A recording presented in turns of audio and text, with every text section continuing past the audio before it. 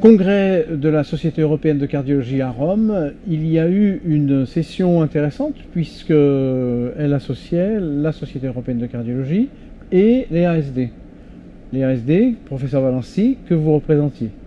Oui, alors j'avais l'honneur et le plaisir effectivement de co-présider cette session avec un cardiologue, professeur Rieden.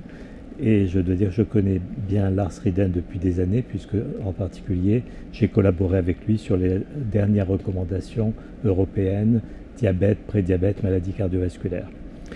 Donc, quels sont les points essentiels qui sont sortis, parce que ça devait être très riche, on ne peut pas tout... Oui, il y avait 4 thèmes assez généraux. On a commencé par un thème sur l'obésité métaboliquement saine. Alors c'est assez à la mode, ça veut dire l'obésité forcément quand même avec un tour de taille augmenté, mais aucun des critères du syndrome métabolique. Alors est-ce que c'est mauvais, docteur?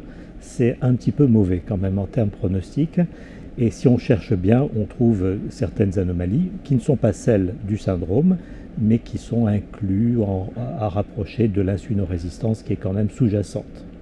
Alors en termes pronostiques, ça va finir par avoir une incidence cardiovasculaire, mais on présume qu'en fait, ces patients-là évoluent petit à petit vers des désordres métaboliques. Est-ce qu'on peut faire le parallélisme entre diabète, prédiabète et syndrome métabolique avec obésité et les autres critères, et cette obésité sans anomalie métabolique? Oui, c'est une très bonne question.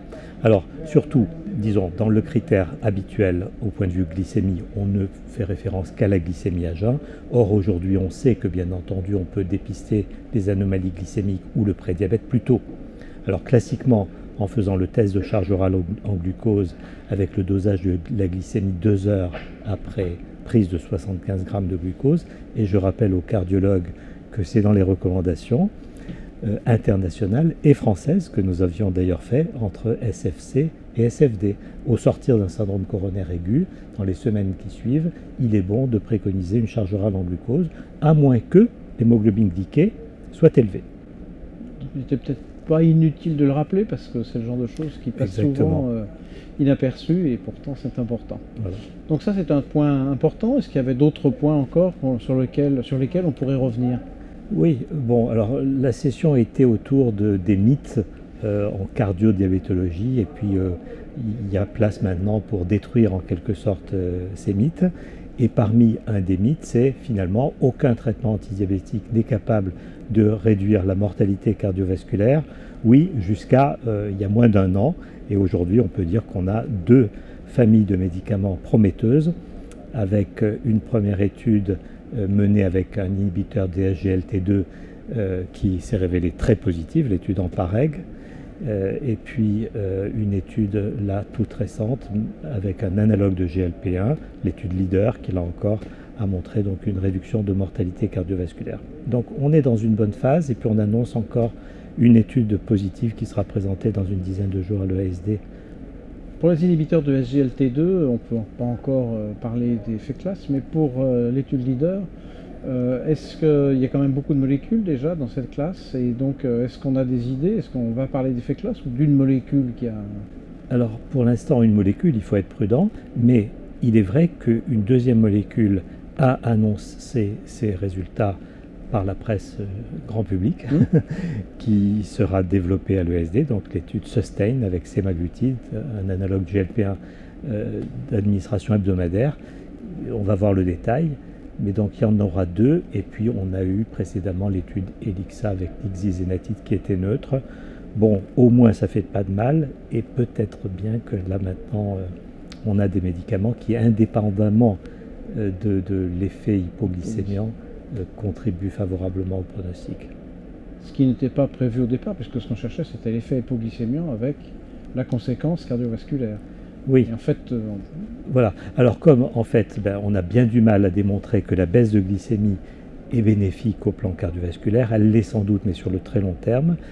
Finalement ici, avec ce groupe contrôle qui est écarté du groupe actif de 0,3-0,4% pour l'hémoglobine glyquée. A priori, ça ne passe pas par cet écart glycémique.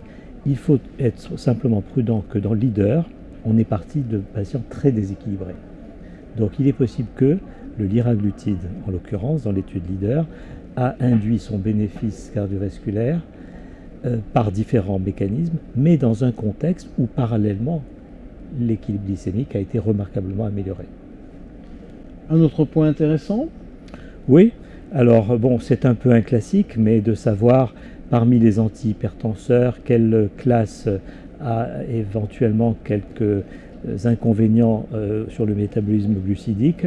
Donc il y a eu un rappel sur les bêta-bloquants, sur les diurétiques, pour dire que oui, ça détraque un petit peu.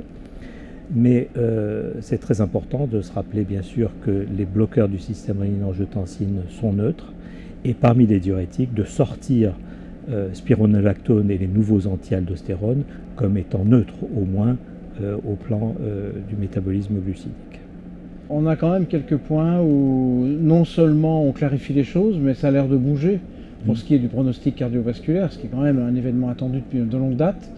Et est-ce que tous ces points risquent d'être repris au prochain congrès de l'EASD qui va arriver bientôt? Oui, à l'EASD, donc on aura communication outre de nouvelles études, mais aussi d'analyses complémentaires, bien sûr, sur les études précédentes. Alors ici, on a entendu un petit peu, notamment à la suite de Ampareg, les sous-groupes des patients ayant des antécédents d'insuffisance cardiaque ou pas, ayant des traitements diurétiques préalables ou pas.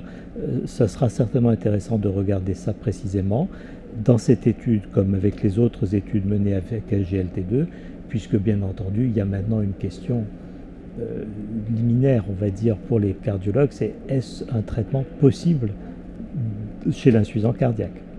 Pas seulement diabétique, aussi non diabétique ou non. Et donc des études sont en train de débuter en dehors des diabétiques, effectivement.